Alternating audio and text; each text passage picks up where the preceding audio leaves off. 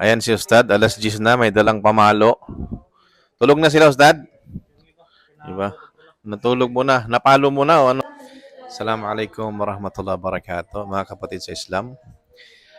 Alas 10 na po ngayon at supposed to be dapat tulog na sila yung ating mga estudyante. Pero ang iba sa kanila ay piniling mag-review dahil meron silang reporting bukas sa Quran. So, kailangan makakabisado sila. Ganun natin sila ini-encourage at pinipressure dito para makakabisado talaga sila ng Quran, inshallah. Gaya ng nakikita ninyo, alas 10 na. Dapat ay tulog na sila.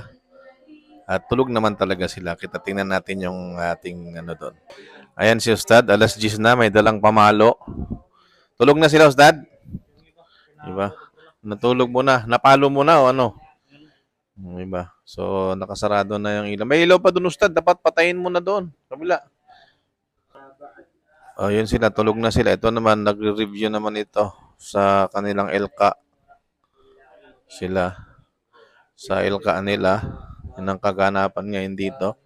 Dito naman sa kabila. Si Ustad naman. Meron naman siyang tinuturuan. So, itong isa dito, nagre-review.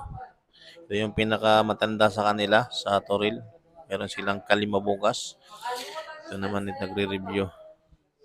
So, itong iba ay nagre-review niya. Ano nire-review mo, bro? Ano yun?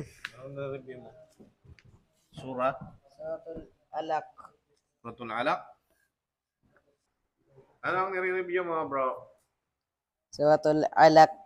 Sige daw, basahin mo daw. Para basahin mo daw. Bismillahirrahmanirrahim. Kung magalawang pa mo. Ikra bismi rabbikal ladzi khalaq. Khalaq pa. Khalaq. Kha. Khalaq. Khalaqal insana min 'alaq. Ikra wa rabbukal akram. Alladzi 'allama bil kalam. 'Allama bil qalam. 'Allama bil kalam. Anong nire-review mo? Suratul Humazah.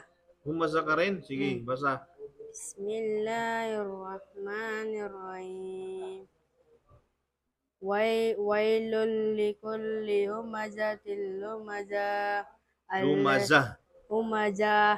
Hindi za. Humazah.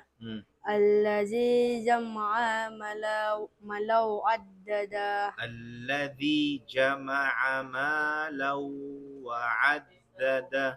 Allazi jama'a malau addada. Yahsabu anna malau akhlada. Kalla Hindi qalla. kalla layubazanna fil hutama. Kalla layumbadanna fil hutama.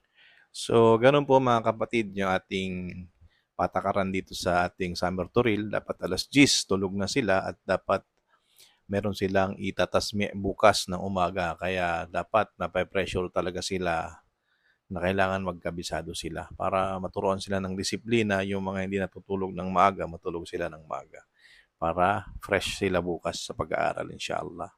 Assalamualaikum warahmatullahi wabarakatuh.